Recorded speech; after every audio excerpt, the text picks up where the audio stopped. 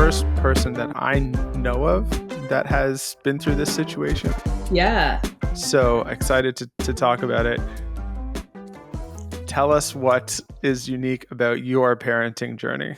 Yeah. So I think a couple things are unique. So one is I became a parent by adoption. So my son is adopted, and that's a different process than a lot of folks go through.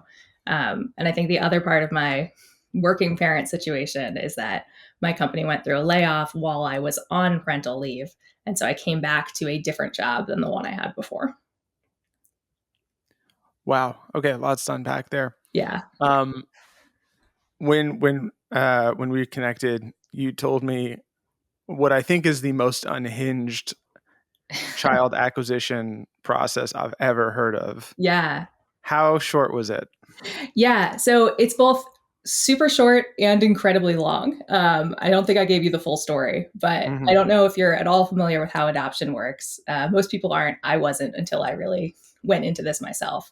Isn't it crazy difficult to adopt a child? Yeah, there's a lot of hoops you have to go through, and I think they're all there for good reasons. Even though it would be nice if I didn't have to go through them, I do really think that they're built to protect people and make sure that kids are going to safe and happy homes. But you should really unpack this whole process, like start to finish. Yeah. Okay. So I knew from the time I was young that I wanted to adopt. I knew I wanted to be a mom. I had no interest in ever being pregnant or birthing a child. That was just not for me. And my now husband and I actually met in high school. We've been together almost 20 years now. So this is something we talked about a long time before it came to be reality. There are a lot of different paths to adoption. I don't know so much outside of the United States, but here in the US where I live, people can adopt through the foster care system. You can do international adoptions with children from other countries, or you can do infant adoption, which is the path that we chose. So I spent some time kind of interviewing different adoption agencies to learn about their different approaches. And I found a lot of companies who I didn't really vibe with and didn't want to work with. And ultimately found a really great nonprofit organization who we worked with for our adoption journey. What sets you off? Where you're like, hey, these people with this adoption agency, the vibes are way off. This is like super sketchy. Really, when they were treating me as a customer and talking about all the services for me as the prospective parent, it kind of felt like you're buying a car, and I'm not buying a car. I'm trying to become a parent. The agency we ended up working with, who I really, really love, their whole focus is on the child and what's right for them. And ultimately, that was great for me. And I have a wonderful son who I'm so happy to be part of his life. How old is he now? He's now 7 months old. Wow. Yeah.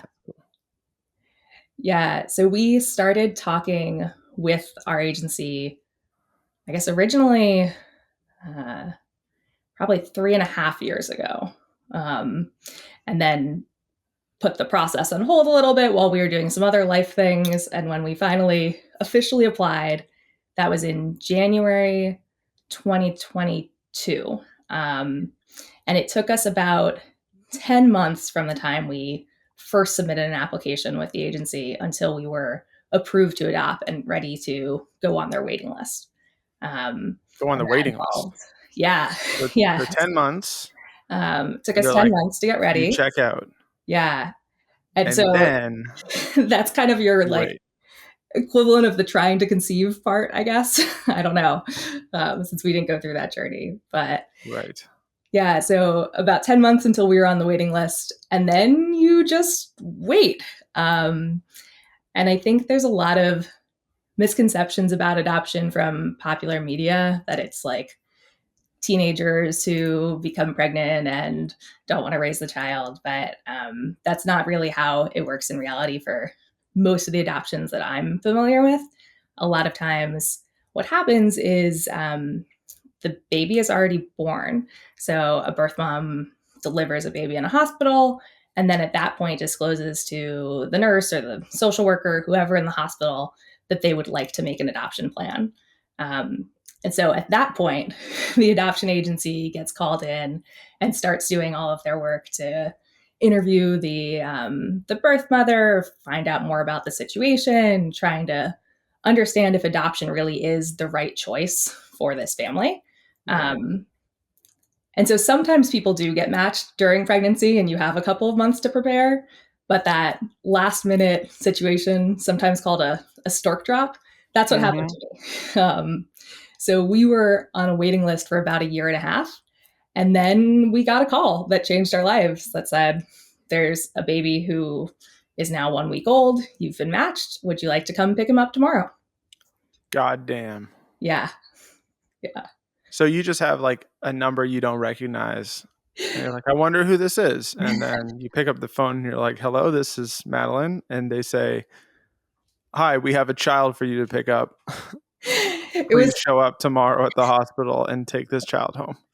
a little bit more complicated than that, but basically, we were working with this agency really closely, so I had their numbers saved. I knew who was Okay, okay. Good. and and they actually, our social worker emailed us first and said, "Hey, do you have time for a fun conversation tonight?" Um, and so Okay, in they that prepared moment, you. I knew what was happening. Did you know it was gonna be like a stork drop baby, essentially? I knew that that was most of the adoptions that they saw, but you never really know for sure until you get that, until we actually had the call. What were you emotionally going through? Like, so you get regular Tuesday or whatever, Yeah. yada yada yada, go about your day, phone call comes, tomorrow you're picking up your new son, congratulations. Hang up the phone call. I guess talk with your husband, and what are you feeling at that moment? Yeah, it was all of the emotions. So, to give you just a little more context, we had been on a family vacation the week before. One of my cousins had gotten married. Um, so I spent a lot of time that weekend telling my family members how everyone's asking, when are you going to get a baby? And we just kept saying, we don't know. It's possible that our baby's already born and we don't know yet. And That's so funny. that was true. Um, and so I had just spent an entire day driving with, I was driving a car with my mom and my grandma and my sister home from this wedding. We pulled into my mom's driveway to like drop my grandma off and my sister. And I was reading my email while I was unloading the car. And that's when I saw this message. And I kind of freaked out and grabbed my mom, my sister, and was like, I think I'm getting a baby. Wow. And we all just kind of said, we can't tell Grammy. My grandma was in the next room, and we didn't want to tell her until we knew it was for real. 100%. Yeah. Um, my husband at that moment was grocery shopping with his parents. And so I had to call him and say, check your email. I think we're getting a baby. How soon can you get here? So he was kind of trying to push his parents through the grocery store as quickly as possible without telling them why. Like, check out of the store, drop them off, and come over to meet me at my mom's house. So it was this really awkward hour and a half. I was just kind of freaking out and making faces at my mom and my sister across the room of like, I don't know. Um, and then we got on Zoom with the director of our adoption agency, and she told us all about the situation. And at the end, we walked out of we took this phone call in my mom's bedroom while my grandma was in the other room, and walked out and just kind of started crying of, we're about to be parents. That's incredible. Yeah. So obviously this creates some wrinkles regarding work. Yeah. How did you prepare? Did you prepare, like, tell them this is a possibility, an inevitability, this is a thing that could happen, Yeah. um, to set them up so they knew this could happen? I did. But it was definitely complicated. And I had some conflicting feelings about who I was disclosing this to and when. I think I know a lot of birth moms who went through the process of pregnancy and had to have these difficult conversations of when do you tell your boss that you're expecting. And in that case, you usually have an approximate due date of when your leave Yeah. might start. Mine was so much more ambiguous than that it was really hard. Originally, I told, well, I guess I should mention I switched jobs while I was on the waiting list. So it was actually a huge part of my job search was thinking about the fact that this might happen and looking at what benefits might be available.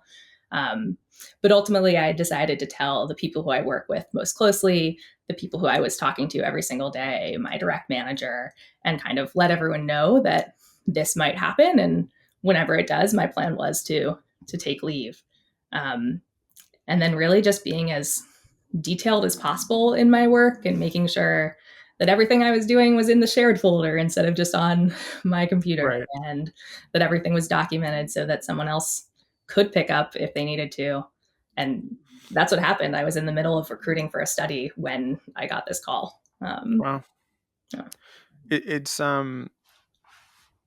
the only, I think, from a work interruption point of view, the only analogous experience I can think of is like bereavement leave. But Mhm. obviously, we're on the other emotional end of the spectrum from bereavement leave, right? Yeah. Um, what what did you so when you're talking with your boss? What were the sort of conflicted feelings that you were kind of going through as you thought about what to disclose and when? Yeah. When I first started my new job, I didn't know any of these people yet, right? So I don't really know how they feel about working parents. How would they feel about someone taking a leave? And I really wanted to make sure that I wasn't being held back from any opportunities because of this possibility. You know, Right. I was on this waiting list for a year and a half. So I didn't want to not be considered for the big, exciting project just because I could disappear. Um, and especially in the climate of layoffs, I was nervous that my job could be at stake. Um, you don't want to work for people who would consider that against you negatively. Um, and in the United States, I'm not a policy expert, but my understanding is that pregnancy is a protected condition and they can't fire you for being pregnant. But there's no law that says they can't fire you because you're waiting to adopt a baby. That's a Um, good point.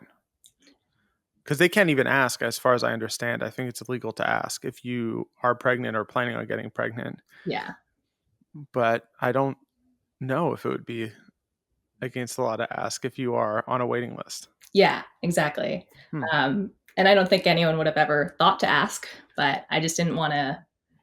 I didn't want to put myself in a list of people who were potential troublemakers or Okay, unreliable. evil hiring managers, we Yeah, have a new hack for you. Want to remove 0.01% of potential candidates yeah, who might take unexpected leave? Ask them if they're planning to adopt. No, don't do that. That's bad. yeah. I wish we lived in a world where parents were given every opportunity, regardless of their parenting status. But I know there are people who are going to look at a woman in her 20, childbearing ages and say, I might not want to hire her because she might take a leave. So there's just all That these is things. definitely a real thing. Yeah. And I think anybody who doesn't think that's a real thing is probably kidding themselves. Like Yeah. there are people who will sort of like, sniff around the shape of Hmm. your situation, It's like, Hmm. oh, do you have family? Like, maybe a partner. Oh, how long have you had your partner? Oh, Yeah. interesting. Many years. In a Yeah. stable relationship, I see. And it looks like you graduated 7 years ago. So maybe you're in that peak, No, Hmm. don't do it, guys. It's Yeah. not good. Yeah. And I wouldn't want to work for anyone who has that attitude. Yeah. Obviously, those aren't the people I want to surround myself and spend all day with, but you don't really know what situation you're Yeah, walking they into. don't have like a hat that they wear where on the front it Yeah. says, I am a discriminatory employer. Yeah. I am evil. Yeah. It's not that easy. Yeah. So then uh if you're a doc, I mean, typically when you bring a baby home, there are like this is a very standard, I feel like, set of expectations in terms of like physical requirements you're going to have for the baby, Mhm. emotional support, stuff that your family's going to send you, all that kind Yeah. of thing.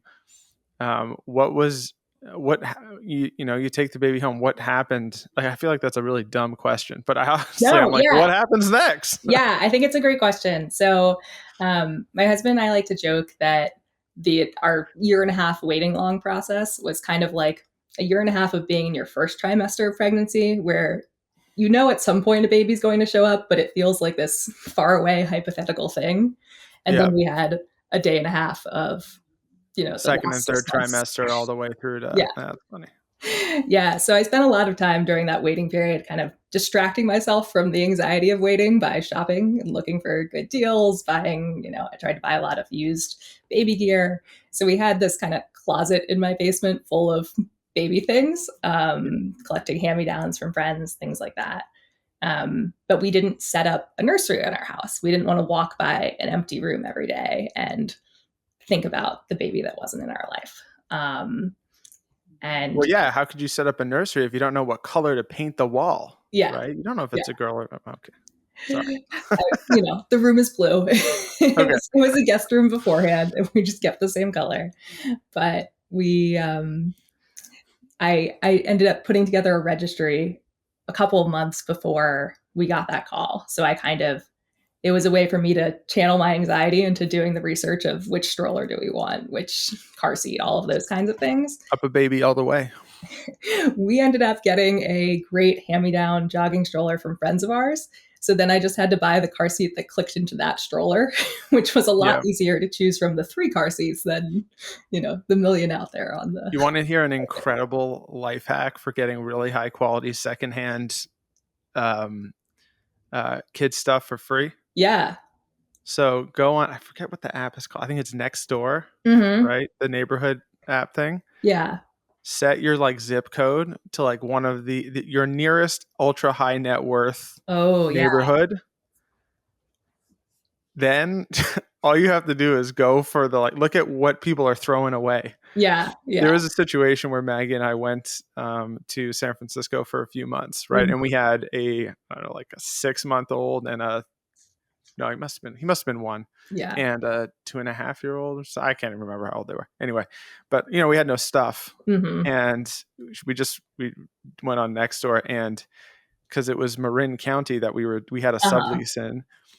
Dude, people were throwing away thousands of dollars worth of baby furniture. Just hey, somebody please come take this trash away from my house.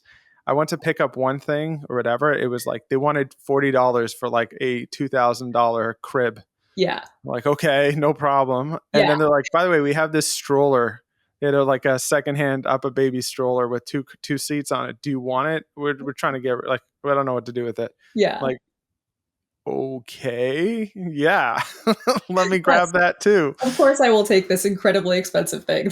Yeah, what do you want me to say? I'm definitely not saying no to that. But yeah, anyway, find your nearest wealthy zip code with lots of kids and hop on that, whatever marketplace type feature thing. It's pretty wild. My best hack there is start your family several years after all of your friends. So they're giving things away. That's good stuff right there. Yeah. But if you only have, a day to buy everything you need, you're not going to have time to drive to Mill Valley and pick up the expensive up a baby. Probably not. End up at probably not. Walmart at midnight paying full price. And obviously you didn't have that much time. Yeah. Was there any stuff that you prioritize getting beforehand? Where you're we don't know when we're getting this kid, but we must have these 2-3 items. The biggest thing was the car seat. We knew that we wouldn't be able to pick up a baby without a car seat. And so we had shopped ahead when Target does a big sale every year when car seats are 20% off. So we had that. Oh, that's smart. We tested to make sure it fit in the car, and we knew how to install it. And then lots of hand-me-down clothes from friends that we had kind of gone through and washed and put in bins. So we knew that whatever size baby we got, we'd have at least some clothes for the beginning. Is it technically possible to not get a child if you've been approved? So it depends on which kind of agency you're working with and what different path to adoption. The agency that we work with, they say that you will get a child as long as you stick with them. And the way they do it is So we, as prospective adoptive parents, actually put together a profile book about ourselves. So Yeah. we, write up this kind of brochure of here's who we are and how we would raise a family.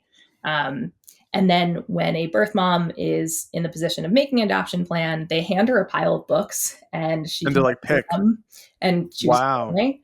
And our agency always puts the families who've been waiting the longest on top of that pile. So physically, they're being looked at first. That Um, is funny. and then when a birth mom doesn't want to choose, she wants the agency to choose for her. They always go with the family who's been waiting the longest. So Yeah. they're able to say, as long as you stick with us and keep your home study and everything up to date, you will get matched.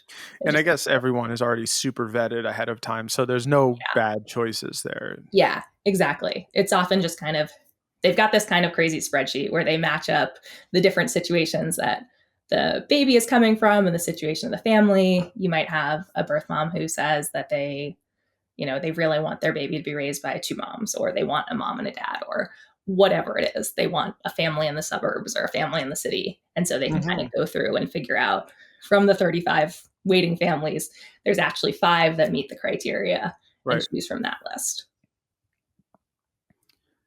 Were there any um were there any like really surprising or counterintuitive parts of whether it's the adoption process, taking the kid home, whatever it happens to be? Like if somebody is considering adoption, Mm-hmm. right, for whatever family reason they have, um, what are the things that you didn't know to ask or think about ahead of time? Yeah. I mean, I think we asked a lot of questions ahead of time about things like how long is the waiting list and when might we get matched? What might it look like to get those phone calls? All of those kinds of things that, as a person trying to predict the future, we wanted to know, and they couldn't answer any of them. It was, you might be matched Rude. first day you're on the list, or it could be 2 years. And we didn't really understand that until we'd been in the process longer and really was seeing how it worked. Um, I think I think the biggest thing for me that was helpful was just talking to other families who had gone through it, and hearing their stories of when they got matched, what they did. Um, This but is like a even club. Like, do they like kind of, introduce you to other people who've gone through the process as part of you figuring out if this is a right fit? yeah. So our agency has, I forget what they call them, but I think they're neighborhood groups. They essentially have listservs for families who are in different areas that they'll do meetups and get together. So people who adopted 15 years ago will come with their teenager, and people who are on the waiting list now. And so you New kind of, business idea: Soho House for families that adopted. I yeah, think that yeah, that would totally smash. Um, okay, really interesting. yeah. And I think, That's a really good idea. I mean, you just look at I think we've had a number of interviews with mhm, parents talking about their experience bringing home a kid, and you have no idea what you're getting yourself into to some extent. You mhm, can't like you can prepare for it, but you can't really prepare for it and all yeah, this stuff. But you pretty much know what planet you're going to be on, right? You have a rough sense of like for at least the moms, the mhm, physical requirements that you have to support the child in yeah, many cases for how tired you're going to be, mhm, when it's going to happen roughly, like all these things. yeah, With the adoption stuff, who I don't even know what I would be need to think about to it's such an unintuitive experience. It's not like a mhm, very this standardized journey of like, cool, yeah. 9 months from now we will be in this situation sort of Yeah, thing. like a lot of my friends who were pregnant would stock their freezer with meals so they had food ready to eat Oh, when that's they came smart. home. I'm like, we didn't do that. We didn't know when we'd be coming home. That's Um, funny. One thing I didn't even mention yet. So there's adoption in the United States is really complicated. All the laws are different state by state, and so there's this thing called ICPC. I think it's called the Interstate Compact for the Protection of Children. But essentially, if the adoptive child is born in one state and the family lives in another state, you can't even take them home right away. So I live in Pennsylvania. My baby was born in New Jersey. So we had to go pick him up in New Jersey and stay there until we got approval from the state of New Jersey and the state of Pennsylvania to cross state lines. Is this like a child trafficking thing? I I guess I think it's a lot about every state has their own approval process, and so they kind of have to make sure that yes, you had your home study done by an approved agency, and this looks good, and you meet New Jersey's requirements and also Pennsylvania's. Um, and so that when we got the call on, it was a Monday night saying you've been matched, and the baby's in New Jersey. So in that, we actually picked our son up Wednesday morning. So in that kind of day and a half, we had to figure out, what stuff we had at home and what we were bringing with us to New Jersey and where we were going to stay for some unknown amount of time until we'd be able to bring our baby home. Um, and we got super lucky because my grandpa lives in New Jersey and he was on a cruise. So his house was empty. So Perfect. we just went and like hung out in his house and we had no way of reaching him because he was on a cruise. He's 95 years old. He did not. Smash the window, turn the doorknob, pop Yeah. in, change the thermostat. Yeah. Basically all that. We had to turn on the water to the house. It was disconnected. We had to like convince the person at the gate to let us in because we weren't on the list. That's funny. But it meant we had a comfortable place to stay with a kitchen and bedrooms as opposed to being in like A hotel. Inn. Yeah. Yikes. Because I mean, if you're picking a kid up not in a major city, the local hotel might be a local motel Yeah. with dubious levels of cleanliness or something. Yeah, and you can technically be anywhere in that state. So our son was born in northern New Jersey. When he was discharged from the hospital, he went to an interim care family, which is kind of like foster care within the adoption agency in a different part of New Jersey. And then we drove to that family's house to pick him up from them and brought him back to my grandfather's house. So kind of driving all over the state of New Jersey until we got permission. It sounds like such a bad time just driving around New Jersey. Yeah, there are other things I can imagine that would be more fun. Yeah, for a state that's called the Garden State, there should be more gardens, I guess, more greenery. Yeah, not so green from the Parkway. No. Anyway, no more hating on New Jersey. New Jersey's fine. If you live in New Jersey, that's cool. So two things I'd love to touch on. Yeah. So, as far as I would guess, most employers, managers have not gone through the adoption process, do not know of team member, or have not had a team member or a direct report go through the process. Yeah. What are the things that they should be thinking about in order to, obviously support their team member or direct report if this is something that is going to happen at some point in the medium term? And what are the things that they can do to also prepare for like the work to continue? Right. Because obviously, that's an important consideration as you head out. Yeah, I think definitely. So I think the things that my managers did that were super helpful was just signaling that they cared about people who had kids and demonstrating that taking leave was okay. So while I was on this waiting process, my direct manager's first child was born and he took a leave. So just seeing the fact that he was doing that and it was okay was a good signal to me that this is a team that will be respectful when I decide to do that. And made me more comfortable talking about this journey with him. And similarly, seeing people who were dealing with health issues. There are team members who might have to take unexpected time off to deal with illness. And so seeing that they were treated with respect and care and, given the time that they needed to care for themselves, again, made me feel comfortable that I would be the same way. And then, in terms of preparing, I think the biggest thing is kind of cross-training. So making sure that everyone is at least in the loop a little bit on everyone else's projects so that you can step in. And I really think this is something that should be happening regardless.